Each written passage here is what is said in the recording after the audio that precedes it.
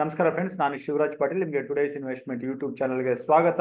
So 2 October Mahatma Gandhi ಹಾಗೂ ಲಾಲ್ ಬಹದ್ದೂರ್ ಶಾಸ್ತ್ರಿ ಅವರ ಜಯಂತಿ ಇದೆ. ಸೊ ನಿಮಗೆ ಈ ಇಬ್ಬರು ಮಹಾನಾಯಕರ ಜಯಂತಿ ಸಂಭ್ರಮಕ್ಕೆ ಶುಭಾಶಯಗಳು.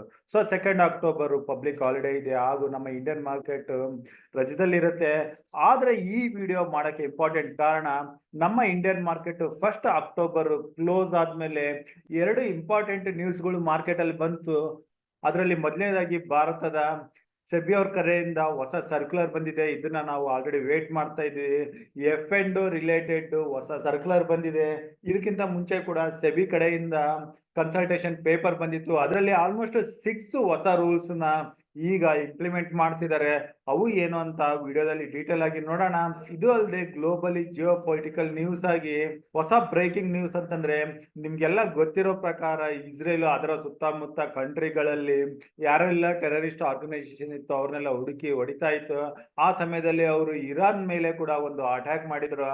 ಅದಕ್ಕೆ ಪ್ರತಿ ಉತ್ತರವಾಗಿ ಇರಾನ್ ಇಸ್ರೇಲ್ ಮೇಲೆ ಡೈರೆಕ್ಟ್ ಆಗಿ ಅಟ್ಯಾಕ್ ಮಾಡಿದೆ. ಇದು ಕೂಡ ಗ್ಲೋಬಲಿ ಈಕ್ವಿಟಿ ಮಾರ್ಕೆಟ್ ಮೇಲೆ ಎಫೆಕ್ಟ್ ಆಗ್ತಾ ಇದೆ. ಸೊ ಇದ್ರ ಕಾರಣದಿಂದ ನಮ್ಮ ಇಂಡಿಯನ್ ಮಾರ್ಕೆಟ್ ಗುರುವಾರದ ದಿನ 3 ಅಕ್ಟೋಬರ್ ಓಪನ್ ಆಗೋ ಟೈಮಲ್ಲಿ ನೆಗೆಟಿವ್ ಅಲ್ಲಿ ಓಪನ್ ಆಗೋ ಲಕ್ಷಣಗಳು ತುಂಬಾನೇ ಇದಾವೆ. ಅದ್ರ ಬಗ್ಗೆ ಕೂಡ ಡೀಟೇಲ್ ಆಗಿ ನೋಡೋಣ. ಅದಕ್ಕಿಂತ ಮುಂಚೆ ನಾವು ಸೆಬಿ ಸರ್ಕ್ಯುಲರ್ ಬಗ್ಗೆ ಡೀಟೇಲ್ ಆಗಿ ನೋಡೋದಾದ್ರೆ, ಇದ್ರ ಡೀಟೇಲ್ಸ್ ನೀವು ಸೆಬಿ ವೆಬ್ಸೈಟ್ ಅಲ್ಲಿ ಲೀಗಲ್ ಟ್ಯಾಬ್ ಗೆ ಬಂದು ಸರ್ಕ್ಯುಲರ್ ಗೆ ಬಂದ್ರೆ ಸೆಬಿ ಹೊಸ ಸರ್ಕ್ಯುಲರ್ ಬಗ್ಗೆ ಡೀಟೇಲ್ಸ್ ಸಿಗುತ್ತೆ. ಸೊ ಅಲ್ಲಿಂದ ನೀವು PDF ನ ಡೌನ್ಲೋಡ್ ಮಾಡಿ ಡೀಟೇಲ್ಸ್ ನ ನೋಡ್ಬೋದು. ಈ ಸೆಬಿ ರೆಗ್ಯುಲೇಷನ್ ಮೇನ್ ಆಗಿ ಬರೋಕೆ ಕಾರಣ ಅಂತಂದ್ರೆ, ನಮ್ಮ ರಿಟೇಲ್ ಇನ್ವೆಸ್ಟರ್ಸ್ 2020ರಿಂದ ಏನು ಹೆಚ್ಚಾಗಿ ರಿಟೇಲ್ ಇನ್ವೆಸ್ಟರ್ಸ್ ಬಂದಿದ್ದಾರೆ. ಸೊ ಇಲ್ಲಿ ರಿಟೇಲ್ ಇನ್ವೆಸ್ಟರ್ಸ್ ಕಡೆಯಿಂದ ಮೋರ್ ದೆನ್ 1,80,000 crores ಕಳ್ಕೊಂಡಿದ್ದಾರೆ ಅಂತ ಪ್ರೀವಿಯಸ್ ನ್ಯೂಸ್ ಕೂಡ ಬಂದಿತ್ತು. ರಿಟೇಲ್ ಇನ್ವೆಸ್ಟರ್ಸ್ 93ಲಿಂದ 95% ಕಳ್ಕೊತಾ ಇದ್ದಾರೆ. ಸೊ ಈ ಕಳ್ಕೊಂಡಿರೋ ಅಮೌಂಟ್ ಎಲ್ಲಿ ಹೋಗ್ತಾ ಇದೆ ಅಂತಂದ್ರೆ, ಇದು ಇನ್ಸ್ಟಿಟ್ಯೂಷನಲ್ ಇನ್ವೆಸ್ಟರ್ಸ್ ಗೆ ಹೋಗ್ತಾ ಇದೆ. ಸೊ ಅದು ಭಾರತದ ಹೊರಗಡೆ ಹೋಗ್ತಾ ಇದೆ. ಸೊ ಇದು ಒಂದು ಮ್ಯಾಕ್ರೋ ಎಕನಾಮಿಕ್ ಇಶ್ಯೂ ಆಗ್ತಾ ಇದೆ.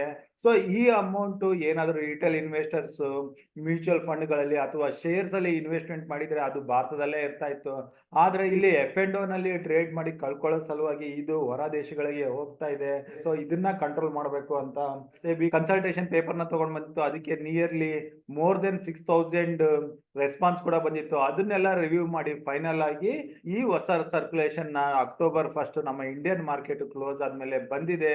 ಸೊ ಇದನ್ನ ಈಗ ಒಂದೊಂದಾಗಿ ನೋಡ್ತಾ ಹೋಗೋಣ. ಇದರಲ್ಲಿ ಮೊದಲನೇದಂದ್ರೆ upfront collection of option premium from option buyers. So option ಅಲ್ಲಿ ಟ್ರೇಡ್ ಮಾಡೋರು ಡೈರೆಕ್ಟ್ ಆಗಿ ಅಪ್ಫ್ರಂಟ್ ಪ್ರೀಮಿಯಂ ನ ಪೇ ಮಾಡ್ಬೇಕು ಅಂತಿದೆ. ಸೊ ಆಪ್ಷನ್ ಬೈಯರ್ಸ್ ನಾವು ಅಪ್ಫ್ರಂಟ್ ಪ್ರೀಮಿಯಂ ನ ರೆಗ್ಯುಲರ್ ಆಗಿ ಮಾಡ್ತಾನೆ ಇದೀವಿ, ಅದ್ರಲ್ಲಿ ಏನು ಡಿಫ್ರೆನ್ಸ್ ಇಲ್ಲ. ಸೊ ಅಪ್ಫ್ರಂಟ್ ಪ್ರೀಮಿಯಂ ಬಗ್ಗೆ ಹೇಳೋದಾದ್ರೆ, ಇಲ್ಲಿ ಅವರು ಕ್ಲಿಯರ್ ಆಗಿ ಮೆನ್ಷನ್ ಮಾಡಿರೋದು 5.1.3 ಕಾಲಮ್ ಅಲ್ಲಿ applicable for equity derivatives. So ಇದರಲ್ಲಿ ಏನಾಗ್ತಾ ಇತ್ತು ಅಂತಂದ್ರೆ, ಕೆಲವೊಂದು ಟ್ರೇಡರ್ಸ್ ಇನ್ಕ್ಲೂಡಿಂಗ್ ನಾವು ನಮ್ಮ ಹೋಲ್ಡ್ ಮಾಡಿರೋ ಸ್ಟಾಕ್ಸ್ ನ ಪ್ಲೆಜ್ ಮಾಡಿ ಆ ಅಮೌಂಟ್ ಅಲ್ಲಿ ನಾವು ಟ್ರೇಡ್ ನ ಮಾಡ್ತಾ ಇರ್ತೀವಿ.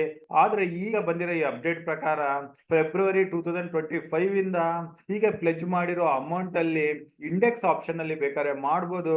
ಆದ್ರೆ ಈಕ್ವಿಟಿ ಡೆರಿವೇಟಿವ್ಸ್ ಅಲ್ಲಿ ಪ್ಲೆಜ್ ಮಾಡಿರೋ ಅಮೌಂಟ್ ನ ಯೂಸ್ ಮಾಡೋಂಗಿಲ್ಲ ಅಂತ ಮೆನ್ಷನ್ ಮಾಡಿದ್ದಾರೆ. ಸೊ ಇದು ಒಂದು ಪಾಯಿಂಟ್ ಆಯ್ತು.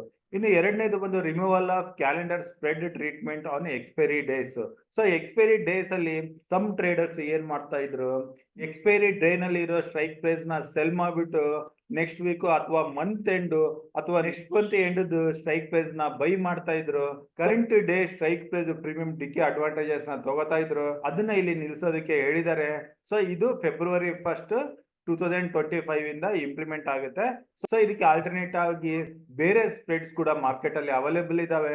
ಸ್ಪ್ರೆಡ್ ಟ್ರೇಡರ್ಸ್ ಅದನ್ನ ಐಡೆಂಟಿಫೈ ಮಾಡೇ ಮಾಡ್ತಾರೆ. ಇನ್ನು ಮೂರನೇದು ಬಂದು intraday monetary of position limit. So stock brokers every day end of the day intraday position limit ನ ಮಾನಿಟರ್ ಮಾಡ್ತಾ ಇದ್ರು. ಅದನ್ನ 4ವರೆಗೆ ಹೆಚ್ಚಾಗಿ ಮಾಡ್ಬೇಕಂತಿದ್ದಾರೆ. ಸೊ ದಿನದ ಮಧ್ಯದಲ್ಲಿ ಏನಾದ್ರೂ ಹೆವಿ ವ್ಯಾಲ್ಯೂಮ್ ಬರ್ತಾ ಇದ್ರೆ ಅದು ಎಲ್ಲಿಂದ ಬರ್ತಾ ಇದೆ, ಇದರಲ್ಲಿ ಯಾವ್ದ ದೊಡ್ಡ ಕೈಗಳು ಇನ್ವಾಲ್ವ್ ಆಗಿದಾವೆ ಅಂತ ಚೆಕ್ ಮಾಡಕ್ಕೆ ಇದು ಹೆಲ್ಪ್ ಆಗುತ್ತೆ ಅಂತ ಇದನ್ನ ತಗೊಂಡ್ ಬಂದಿದ್ದಾರೆ. ಇದರಿಂದ ಡೆಫಿನೆಟ್ ಆಗಿ ರಿಟೇಲ್ ಟ್ರೇಡರ್ಸ್ ಗೆ ಹೆಲ್ಪ್ ಆಗ್ಬೋದು ಅಂತ ಹೇಳ್ತೀನಿ. ಇನ್ನು 4ನೇದು ಬಂದು contract size for the index derivatives. So ಇದು ಇಂಪ್ಲಿಮೆಂಟ್ ಆಗೋದು ನವೆಂಬರ್ 20 ಇಂದ. ಸೊ ಈಗ 2 ಅಕ್ಟೋಬರ್ ಅಂದ್ರೆ ಇಲ್ಲಿಂದ ನವೆಂಬರ್ 20 ಅಂತಂದ್ರೆ ಇಲ್ಲಿಂದ 48-50 ದಿನಗಳ ನಂತರ ಇದು ಇಂಪ್ಲಿಮೆಂಟ್ ಆಗುತ್ತೆ. Contract size 5 lakhs to 10 lakhs ಇರೋದನ್ನ 15 lakhs to 20 lakhs ವರೆಗೆ ತಗೊಂಡ್ಬರ್ತಾರೆ ಅಂತ. ಸೊ ಇದು ಹೇಗಾಗ್ಬೋದು ಅಂತ ನಾವು ನೋಡೋದಾದ್ರೆ, ಈಗ ನಿಫ್ಟಿ ಅರೌಂಡ್ 26,000 ಹತ್ರ ಇದೆ. ಸೊ 26,000ಗೆ ಒಂದು ಲಾಟಿಗೆ 25 ಕ್ವಾಂಟಿಟಿ ಇರ್ತವೆ. ಸೊ ನಿಫ್ಟಿನ ಸೆಲ್ ಮಾಡ್ಬೇಕಾದ್ರೆ ಬೇಕಾಗೋ ಅಮೌಂಟ್ 6,25,000 ವರೆಗೆ ಬೇಕಾಗ್ತಾ ಇತ್ತು. ಸೊ ಈಗ ಏನಾದ್ರು 15 lakhs ಗೆ ಇನ್ಕ್ರೀಸ್ ಮಾಡ್ತಾರೆ ಅಂತಂದ್ರೆ ಇಲ್ಲಿ 25 ಇರೋ ಲಾಟ್ ಸೈಜ್ 60ರಿಂದ 75 ಆಗೋ ಚಾನ್ಸಸ್ ಇರುತ್ತೆ. ಸೊ ನಿಫ್ಟಿದು 60 to 75 ಲಾಟ್ ಸೈಜ್ ಆದ್ರೆ ಬ್ಯಾಂಕ್ ನಿಫ್ಟಿದು 15ಇಂದ 40 to 50 ಲಾಟ್ ಸೈಜ್ ಆಗೋ ಚಾನ್ಸಸ್ ಇರುತ್ತೆ.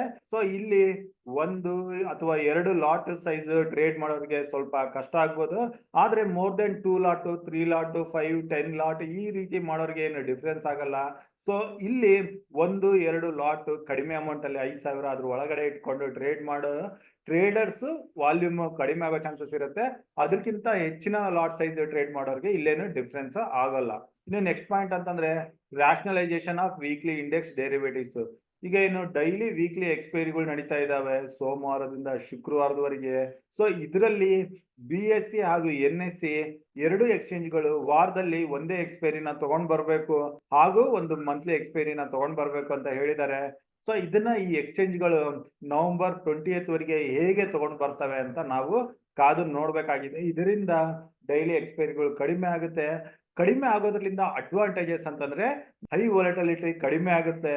ಸೊ ಇಲ್ಲಿ ಯೂಶಲಿ ಆಪ್ಷನ್ ಬೈಯರ್ಸ್ಗೆ ಸ್ಟಾಪ್ ಲಾಸ್ಗಳು ಹೆಚ್ಚಾಗಿ ಹಿಟ್ ಆಗ್ತಾ ಇದ್ವು ಹೈ ವಾಲಟಿಲಿಟಿನಿಂದ.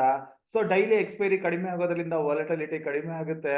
ಟ್ರೆಂಡ್ ನ ಸರಿಯಾಗಿ ಐಡೆಂಟಿಫೈ ಮಾಡಿ ಡೇಟ್ ಅನ್ನ ಅರ್ಥ ಮಾಡ್ಕೊಂಡು ಟ್ರೇಡ್ ಮಾಡೋರಿಗೆ ಇಲ್ಲಿ ಒಳ್ಳೆ ಮೂಮೆಂಟಮ್ಗಳು ಸಿಗೋ ಚಾನ್ಸಸ್ ಇರ್ತಾವೆ ಅಂತ ನಾನು ಎಕ್ಸ್ಪೆಕ್ಟ್ ಮಾಡ್ತಾ ಇದ್ದೀನಿ. ಅದು ಹೇಗಿರುತ್ತೆ ಅಂತ ನಾವು ಕಾದು ನೋಡ್ಬೇಕಾಗಿದೆ. ಸೊ ಇದು ಕೂಡ November 20 ಇಂದನೇ ಇಂಪ್ಲಿಮೆಂಟ್ ಆಗುತ್ತೆ. ಸೊ ಡೈಲಿ ಎಕ್ಸ್ಪೈರಿಗಳು ಕಡಿಮೆ ಆಗಿ ವಾರದಲ್ಲಿ NSE ಕಡೆಯಿಂದ ಒಂದು BSE ಕಡೆಯಿಂದ ಒಂದು ಎಕ್ಸ್ಪೈರಿ ಇರುತ್ತೆ. ಮಂತ್ ಎಂಡ್ ಅಲ್ಲಿ ಕೂಡ ಒಂದು ಹೈ ವಾಲ್ಯೂಮ್ ಎಕ್ಸ್ಪೈರಿ ಇದ್ದೇ ಇರುತ್ತೆ. ಇನ್ನು ಫೈನಲ್ ಆಗಿ ಪಾಯಿಂಟ್ ಅಂದ್ರೆ increase in tail risk coverage on the day of option expiry. So option expiry day ದಿನ ಪ್ರೀಮಿಯಂ ರೆಗ್ಯುಲರ್ ಕಿಂತ ಹೆಚ್ಚಾಗಿ ಪೇ ಮಾಡ್ಬೇಕಂತ ಹೇಳ್ತಾ ಇದ್ದಾರೆ. ಸೊ ಇದು ಮ್ಯಾಕ್ಸಿಮಮ್ ಆಗಿ ಆಪ್ಷನ್ ಸೆಲ್ಲರ್ಸ್ಗೆ ಅಪ್ಲಿಕಬಲ್ ಆಗುತ್ತೆ. ಯೂಶುವಲಿ ಆಪ್ಷನ್ ಬೈಯರ್ಸ್ಗೆ ಇಲ್ಲಿ ಡಿಫ್ರೆನ್ಸ್ ಆಗಲ್ಲ. ಸೊ ಇದು ಯಾವ ರೀತಿ ಆಗ್ಬೋದು ಅಂತ ಕಾದು ನೋಡ್ಬೇಕಾಗಿದ್ರೆ ಇದ್ರ ಎಫೆಕ್ಟ್ ಹೇಗಿರುತ್ತೆ ಅಂತ ನಾವು ಕಾದು ನೋಡ್ಬೇಕಾಗಿರುತ್ತೆ. ಸೊ ಹೀಗೆ ಆಗೋದ್ರಿಂದ ನನ್ನ ಪ್ರಕಾರ ಕಡಿಮೆ ಅಮೌಂಟ್ ಅಲ್ಲಿ ಬಿಲೋ 5,000 10,000 ಇಟ್ಕೊಂಡು ಬರೋ ಟ್ರೇಡರ್ಸ್ಗೆ ಡೆಫಿನೆಟ್ ಆಗಿ ಇಲ್ಲಿ ಎಫೆಕ್ಟ್ ಆಗುತ್ತೆ. ಇಲ್ದಿದ್ರೆ ಅಷ್ಟೇನು ವಾಲ್ಯೂಮ್ ಡಿಫ್ರೆನ್ಸ್ ಆಗಲ್ಲ ಅಂತ ನನಗೆ ಅನಿಸ್ತಾ ಇದೆ. ಸೊ ಈ 6 ಪಾಯಿಂಟ್ಸ್ ಎಫೆಕ್ಟಿವ್ ಡೇಟ್ ಮತ್ತೊಂದು ಬಾರಿ ನೋಡೋದಾದ್ರೆ upfront collection of premium from buyers ಇದು ಫೆಬ್ರವರಿಯಿಂದ ಆಗುತ್ತೆ. ರಿಮೂವಲ್ ಆಫ್ ಕ್ಯಾಲೆಂಡರ್ February 1 ಇಂದ. ಇಂಟರ್ಡೇ ಮಾನಿಟರಿಂಗ್ ಏಪ್ರಿಲ್ 2025 ಇಂದ ಶುರು ಆಗುತ್ತೆ. ಅದನ್ನ ಬಿಟ್ರೆ ಕಾಂಟ್ರಾಕ್ಟ್ ಸೈಜ್ ಇನ್ಕ್ರೀಸ್ ಆಗೋದು, ರಾಷನಲೈಸೇಷನ್ ಆಫ್ ವೀಕ್ಲಿ ಇಂಡೆಕ್ಸ್ ಹಾಗೂ increase in tail risk coverage ಇವೆಲ್ಲ November 20ರಿಂದ ಅಂದ್ರೆ ಈಗಿನಿಂದ 48-50 ದಿನದ ನಂತರ ಇವೆಲ್ಲ ಇಂಪ್ಲಿಮೆಂಟ್ ಆಗುತ್ತೆ. ಸೊ ಇದರ ಇಂಪ್ಯಾಕ್ಟ್ ಮಾರ್ಕೆಟ್ ಅಲ್ಲಿ ಹೇಗೆ ಶುರು ಆಗುತ್ತೆ ಅಂತ ನಾವು ನೋಡ್ಬೇಕಾಗಿದೆ. ಇನ್ನು ಇಲ್ಲಿಂದ ಈಗ ನಾವು ಇರಾನ್ ಇಸ್ರೇಲ್ ವಿದ್ಯುತ್ ಬಗ್ಗೆ ನೋಡೋದಾದ್ರೆ ಇಂಪಾರ್ಟೆಂಟ್ ಆಗಿ ನಾವು ನೋಡ್ಬೇಕಾಗಿರೋದು ಕ್ರೂಡ್ ಆಯಿಲ್ ಎಲ್ಲಿದೆ ಅಂತ. ಸೊ ಇಲ್ಲಿ ನಾವು ಬ್ರೆಂಟ್ ಕ್ರೂಡ್ ಆಯಿಲ್ ನ ಬಂದು ಚೆಕ್ ಮಾಡಿದ್ರೆ ಬ್ರೆಂಟ್ ಕ್ರೂಡ್ ಆಯಿಲ್ ಸೊ ಇಲ್ಲಿ ನೀವು ನೋಡ್ಬೋದು 1 ಅಕ್ಟೋಬರ್ ಸಂಜೆ 6 ಗಂಟೆ ನಂತರ ಈ ನ್ಯೂಸ್ ಯಾವಾಗ ಬರೋಕೆ ಶುರು ಆಯ್ತು ಅಲ್ಲಿಂದ 70 ಕೆಳಗಡೆ ಇರೋ ಬ್ರೆಂಟ್ ಕ್ರೂಡ್ ಆಯಿಲ್ ಇಲ್ಲಿಂದ ಮೋರ್ ದೆನ್ 5% ಹೆಚ್ಚಾಗಿ 75 ವರೆಗೆ ಹೋಗಿತ್ತು.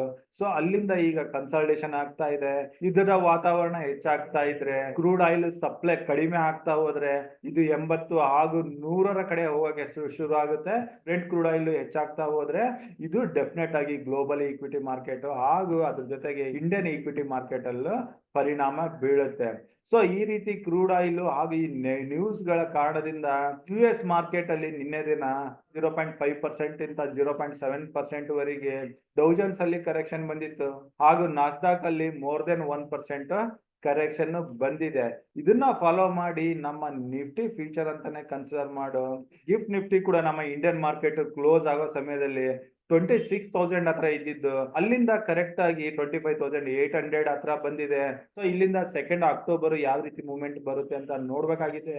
ಸೊ ಈಗಿರೋ ಲೆವೆಲ್ ನ ನೋಡಿದ್ರೆ ನಿಫ್ಟಿ ಡೈರೆಕ್ಟ್ ಆಗಿ 200 ಪಾಯಿಂಟ್ಸ್ ವರೆಗೆ ಗ್ಯಾಪ್ ಡೌನ್ ತೋರಿಸೋ ಚಾನ್ಸಸ್ ಇದೆ 3 October starting of the day.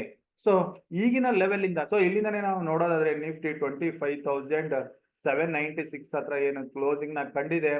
1 October ಇಲ್ಲಿಂದ 200 ಪಾಯಿಂಟ್ಸ್ ಗ್ಯಾಪ್ ಡೌನ್ ಅಂತಂದ್ರೆ ನಿಯರ್ 25,600 ಹತ್ರ ಗ್ಯಾಪ್ ಡೌನ್ ಆಗೋ ಚಾನ್ಸಸ್ ಇರುತ್ತೆ. ಸೊ ಇಲ್ಲಿ ನಿಫ್ಟಿಯ 20-ಡೇ ಮೂವಿಂಗ್ ಆವರೇಜ್ ಇದೆ. ಇದನ್ನ ನಾವು ಪ್ರೀವಿಯಸ್ ವಿಡಿಯೋದಲ್ಲಿ ಕೂಡ ಹೇಳಿದ್ದೆ.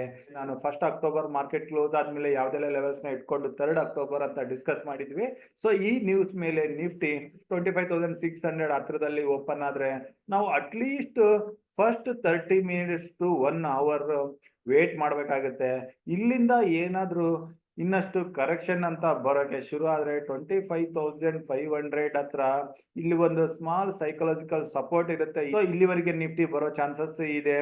ಮೊದಲನೆಯ 30 ಮಿನಿಟ್ಸ್ ಹಾಫ್ ಅನ್ ಅವರ್ ಅಲ್ಲಿ ರಿಸ್ಕಿ ಟ್ರೇಡರ್ಸ್ ಏನಾದ್ರು ಓಪನಿಂಗ್ ಅಲ್ಲಿ ಮೂಮೆಂಟಮ್ ನ ಕ್ಯಾಚ್ ಮಾಡಕ್ಕೆ ಟ್ರೈ ಮಾಡಬಹುದು. ಆದ್ರೆ ಈ ಕರೆಕ್ಷನ್ ಅಥವಾ ಡೌನ್ 30 ಮಿನಿಟ್ಸ್ ಅಥವಾ 1 ಅವರ್ ಅಲ್ಲಿ ಕಂಪ್ಲೀಟ್ ಆಗೋ ಚಾನ್ಸಸ್ ತುಂಬಾನೇ ಇದೆ. ಸೊ ಏತಕ್ಕಂದ್ರೆ ಮಾರ್ಕೆಟ್ ಅಲ್ಲಿ ಆಲ್ರೆಡಿ 2-3 ಡೇಸ್ ಇಂದ ಕರೆಕ್ಷನ್ ಬಂದಿದೆ. ನಿಫ್ಟಿನಲ್ಲಿ ಆಲ್ಮೋಸ್ಟ್ 3% ವರೆಗೆ ಕರೆಕ್ಷನ್ ಆಗುತ್ತೆ ಈ ಲೆವೆಲ್ ಬರ್ತಿದ್ರೆ. ಹಾಗೂ ಮಾರ್ಕೆಟ್ ಎಕ್ಸ್ಪೆಕ್ಟ್ ಮಾಡ್ತಾ ಇರೋ important 2 negative news already market ಅಲ್ಲಿ ಬಂದಿದಾವೆ. ಸೊ ಇಲ್ಲಿಂದ ಮಾರ್ಕೆಟ್ ಬಾಟಮ್ ನ ಮಾಡಿ ರಿಕವರಿ ಕಾಣೋ ಚಾನ್ಸಸ್ ತುಂಬಾನೇ ಇದೆ.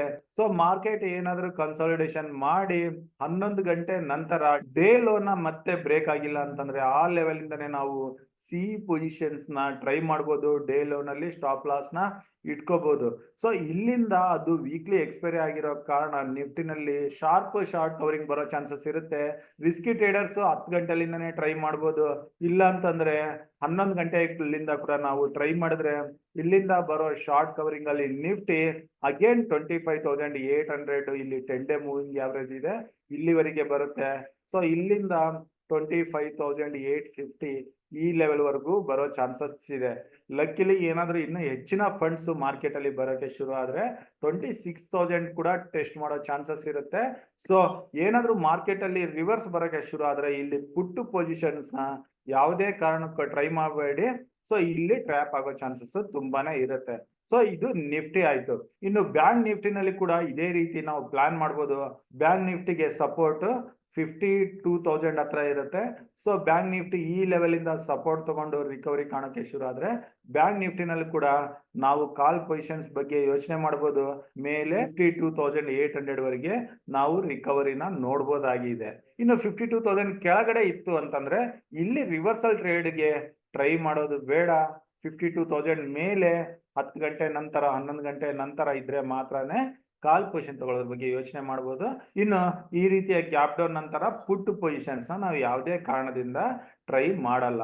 ನಾನು ಕೊಟ್ಟಿರೋ ಈ ಮಾಹಿತಿ ನಿಮ್ಗೆ ಡೆಫಿನೆಟ್ ಆಗಿ ಅರ್ಥ ಆಗಿದೆ, ಇಷ್ಟ ಆಗಿದೆ ಅನ್ಕೊಂತೀನಿ.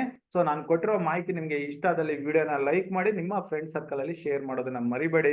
ನಮ್ಮ ಯೂಟ್ಯೂಬ್ ಚಾನಲ್ಗೆ ಹೊಸದಾಗಿದ್ದು ನಮ್ಮ ಯೂಟ್ಯೂಬ್ ಚಾನಲ್ನ ಇನ್ನೂ ಸಬ್ಸ್ಕ್ರೈಬ್ ಮಾಡಿಲ್ಲ ಅಂದ್ರೆ ಪ್ಲೀಸ್ ಸಬ್ಸ್ಕ್ರೈಬ್ ಮಾಡಿ. ಹಾಗೂ ಪಕ್ಕದಲ್ಲಿರೋ ಬೆಲ್ ಐಕನ್ ಸೆಲೆಕ್ಟ್ ಮಾಡಿ. ಅದರಿಂದ ನನ್ನ ಮುಂಬರೋ ವಿಡಿಯೋಗಳ ನೋಟಿಫಿಕೇಶನ್ ನಿಮಗೆ ಸಿಗುತ್ತೆ. ಹಾಗೂ ನಾನು ಕೊಟ್ಟಿರೋ ಮಾಹಿತಿ ನಿಮಗೆ ಇಷ್ಟ ಆದಲ್ಲಿ ಅದನ್ನ ನನಗೆ ಕಮೆಂಟ್ ಬಾಕ್ಸ್ ಮೂಲಕ ತಿಳಿಸಿ. ಸೊ ಇಷ್ಟು ಹೇಳ್ತಾ ಇವತ್ತಿನ ವಿಡಿಯೋ ಇಲ್ಲಿಗೆ ಮುಗಿಸ್ತಾ ಇದ್ದೀನಿ. ನನ್ನ ಮುಂದಿನ ವಿಡಿಯೋ ಬರೋವರೆಗೂ ನಿಮಗೆ ನನ್ನ ಕಡೆಯಿಂದ ಧನ್ಯವಾದಗಳು. Thank you.